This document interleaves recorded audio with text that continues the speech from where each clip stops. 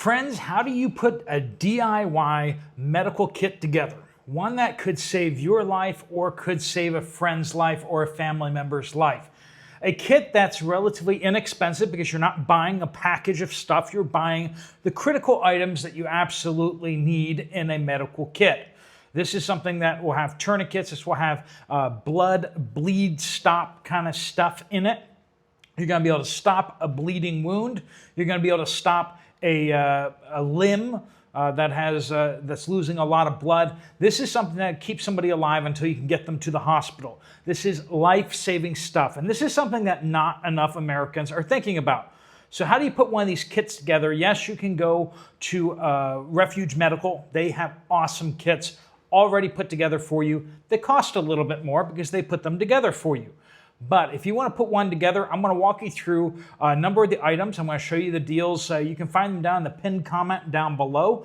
But without further ado, let's just walk you through some of the critical items. Now, this isn't going to cover every possibility. If someone's cold, you're not going to be covered by this. We'll throw in some emergency blankets in there towards the end to show you that. But let me show you my screen here and just walk you through some Amazon deals, Amazon things, and you can see the critical items. If you have other things that you would suggest putting in a medical kit, a first aid kit, pop that down in the comments down below. But let's try to save some lives. Let's put together some kits, give them to people, family members who aren't thinking like this, and making sure that we have these things in our cars and in our workstations. All right, friends, let's get into it. All right, friends, let's first start off with one of the most important things you can have in your medical kit, and that is a tourniquet. Now, there's tourniquets out there that are cheap and come from China. You can buy really, really cheap tourniquets, but in a life and death situation, your tourniquet is going to be your most critical way of stopping bleeding from any extremity. So you got 4 extremities. You can stop bleeding from your legs. You can stop bleeding from arms. Tourniquets are absolutely vital. North American Rescue is the name brand tourniquet to get out there. You're going to be looking at $30 per tourniquet. That's just how much it costs for a good quality tourniquet. I'll show you an alternative in just a second, but make sure that you have tourniquets. If you're talking about a vehicle-borne kit, it's probably good to have 2 tourniquets. You can get away with 1, but hey, 2 arms, two extremities could be bleeding profusely at the same time. And in that case, you need 2 tourniquets. And yes, you can make tourniquets out of everyday things, but when seconds count, having a tourniquet that's ready to go, one that you know how to use and is already set up, is going to save you time and seconds and potentially lives. So definitely have a tourniquet or have tourniquets, even better. You can go with black. You can also go with orange. Orange is a great color to have on there because if you're in civilian applications, that's going to show up against people's clothes really, really well. People will be able to see at the hospital. EMTs will see that tourniquet instantly. They're probably going to see it pretty fast anyway, but having that orange is going to be even better. Blue shows up as well. Good. Okay, here's an alternative though. Instead of the cat style North American Rescue tourniquet, there's the SWAT T tourniquet. This is a 2-pack, so $30 will get you 2, and there's even like if you get like 4 or 5, the price comes down even further per unit. But $15 instead of the $30 per tourniquet. SWAT T tourniquet has its advocates. People say that it's much more idiot-proof. For untrained people who need to put a tourniquet on real fast, it's basically one big stretchy band. You just start wrapping that around as tight as you can around somebody's arm or their leg, and it will cut off the blood flow. Now, military doesn't use these, so that maybe will tell you something about what their thoughts are on how good it is. But there's a bunch of people out there who are very adamant SWAT T tourniquet fans and advocates. So you can choose for you try not to be, too driven by cost on this one. But if your budget is the way it is, SWAT T is a little bit cheaper. You get 2 of them for $30 as opposed to just 1. All right, now this one's a little more niche. You may not need this one in your kit, a chest seal. If you get a chest seal, you probably want to get 2 chest seals. So having 2 chest seals at the same time is good. You want vented, okay? A chest seal, the problem is if somebody gets punctured somewhere in their torso, you can't tourniquet the torso, right? So what do? You can try to put gauze and just pack the wound, but if it goes into the cavity where your lungs are, where things are moving around, that becomes really, really challenging.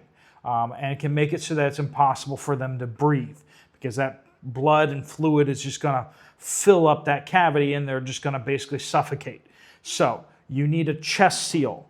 It will stop the bleeding, but at the same time, it will allow air to escape or air to come in, whatever. So basically, you need a chest seal to if you get a puncture wound somewhere on the chest cavity that's related to the lungs. Okay. When you start packing a wound, you'll know it's not working and you need something else. That's when you're going to look into your toolkit, and if you don't have a chest seal, you're just out of luck. There are some ways of getting around that. Not for you, not for a non-doctor, really. So, Rhino Rescue is cheap but quality, good stuff out there. You get 2 chest seals for $14.99. They're like giant stickers that stick onto the person's chest and seals up around there, but it still has the vent on there, a one-way vent. All right, so chest seals. If you're bump in the night kit, medical kit that is what you're using here this for. If you're poking holes in things with your boomstick, you're going to need chest seals because that's kind of what you're going after is poking holes in chests. And so that's for them and for you, okay? You need the chest seals. That's going to be, like I said, it's a little more niche of a thing. I picked up a bunch of Rhino Rescue chest seals. I haven't personally used them myself. Listen to people who are experts. Listen to Bear Independent with his medical training. He's got classes and stuff like that. Get good quality information. I'm just some dude on YouTube, okay? I've watched a lot of that stuff, but these kits, these items are the kind of things that you'll see in good kits, right? Okay, now, first off, you're going to look at this, you're going to see gauze that costs $30 for 2 strips, and you're going to go, that's crazy. You're also going to see that I purchased this 5 times, last one in 2023, as I put together a whole bunch of kits. You need quick clot. You listen to the professionals in the field. When somebody's bleeding, yes, you can pack the wound, but the problem is it's going to keep bleeding until you can get it to coagulate, to clot. Now, these cloths, basically you take one of these things, you push it into the wound all the way down to the blood vessel, to the artery or whatever, and you push it in there to get to the source of the bleeding, and when it touches that, the blood will clot instantly. This stops bleeding so fast. Now, they have the powder. I'm going to recommend not going with the powder.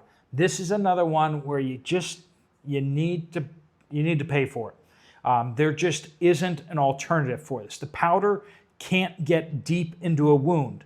These impregnated bandages, you can push the bandage down into the wound to where it needs to go.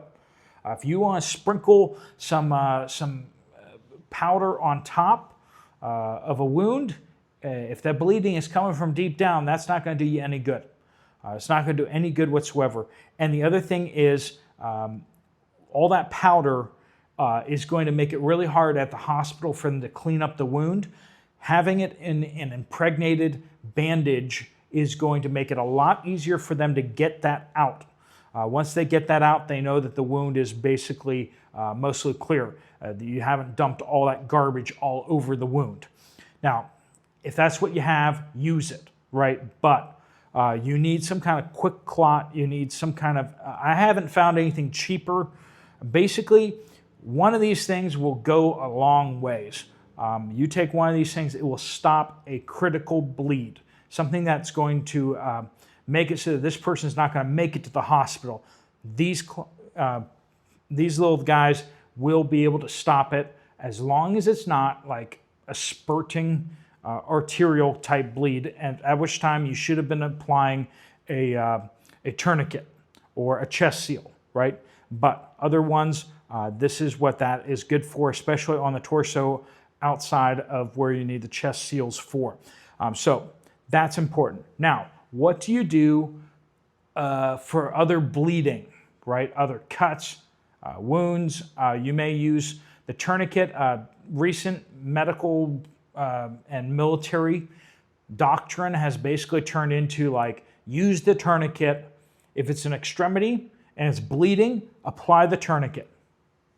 That's the first thing you should do. Apply the tourniquet and then control the bleeding, and then you can release the tourniquet if you get the bleeding under control, right?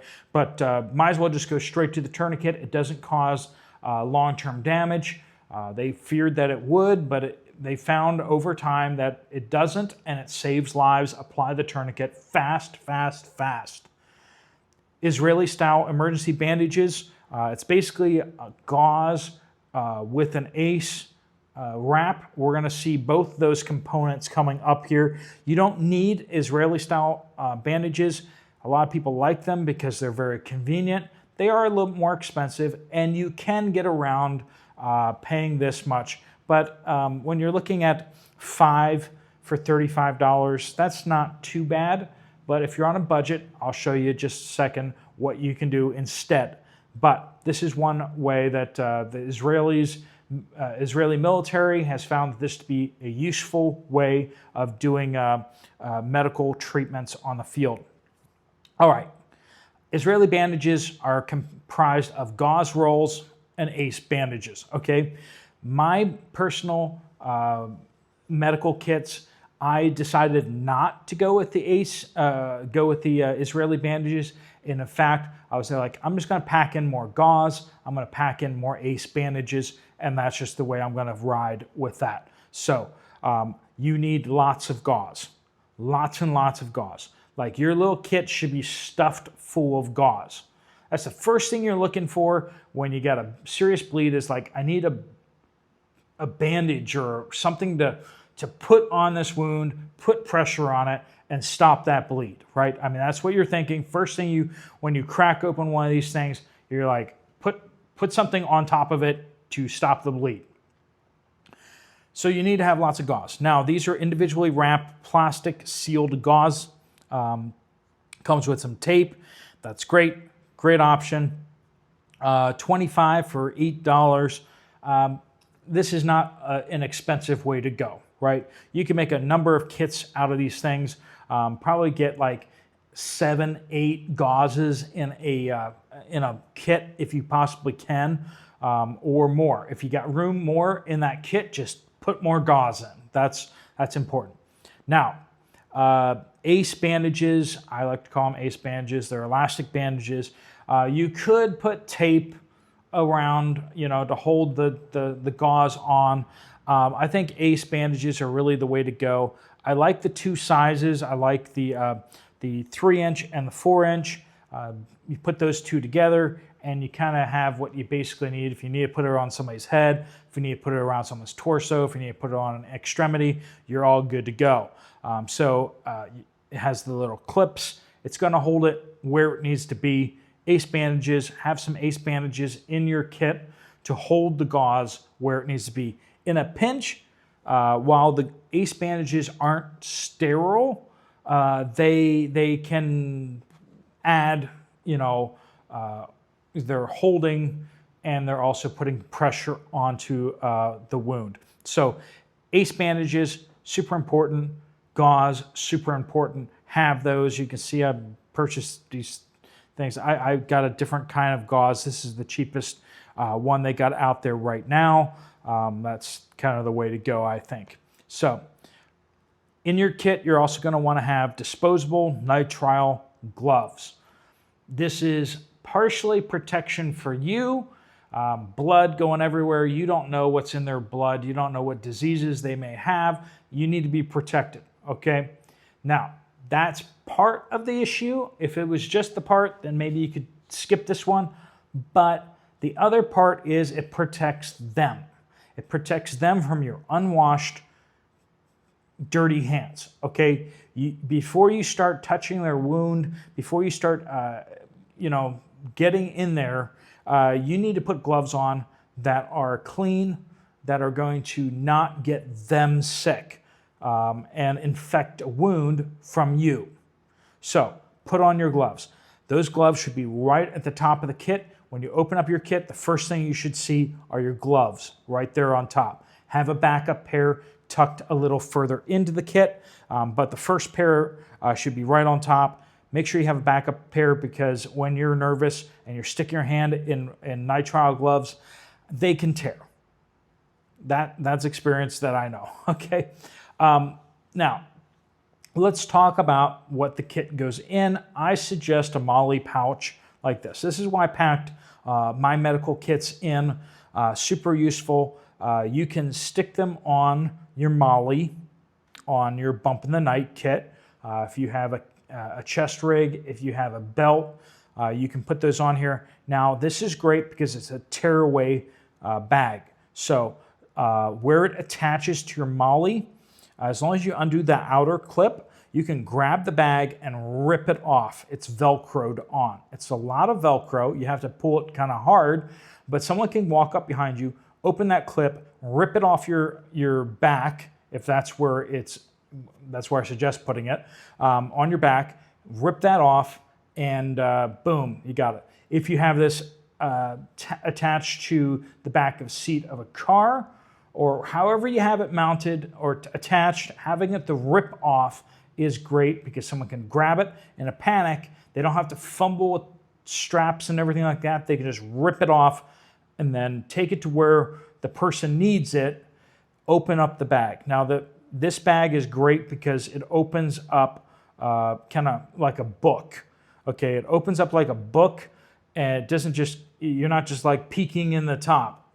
You open this thing up and it opens up like a book flat on the ground, and it has pouches inside that kind of fold out more. It's pretty basic this is a style, right?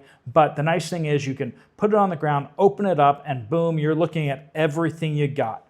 Make sure you have scissors in there too. I forgot to put shears in there. You need to get access to the wound, and you need to not be messing around about it. You need to just get in there, cut open their clothes, get at the wound, cut open the rest of their clothes if necessary to see if there are other wounds. But cut open, get that fabric, the dirty clothes off of their wound, get access to the wound, and start treating that wound, right? So you need to have shears in there right after the gloves, and then you need to have lots of gauze ready to go and have your quick clot super accessible, super easy to find. So you can get the quick clot in there. You get your tourniquet right there too, ready to go. So you can apply the tourniquet or tourniquets if possible. That's a great thing. But you can see here, $10 for a nice bag. You can get red or orange if you want it to stand out, or you can get camo, black, or like green if you want it to blend in with your kit. If you don't want to stand out, that's that.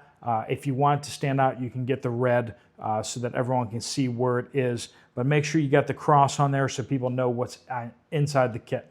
If people go into shock, you're going to need to treat them for shock. And one of the things is they're going to get cold. They're going to get really cold. They're going to need to conserve that body heat, especially if they have a lot of blood loss. Boom, you need an emergency blanket. Emergency blankets are dirt cheap. This is how much was that? $1.50 a blanket. If you get 10 of them, it goes down to $1 a blanket. If you get 30 of them, it's even cheaper, right? So I mean, these things are not expensive. You put one of those in your kit, two of those in your kit or near the kit. You don't need to actually have it in the kit so much as you just need to have it nearby, because the emergency blankets, that's going to be kind of after you get them stabilized, then you're going to put the blanket on them. Medical personnel are always using these blankets. They're using better blankets than these, but same kind of idea. You need to keep the person warm and keep them from going into shock. Also, a great idea to have in your kit or right near your kit is a headlamp. A lot of crises happen at night. It's great to have in your kit a headlamp. Now, some people will advocate having a decompression needle inside your kit.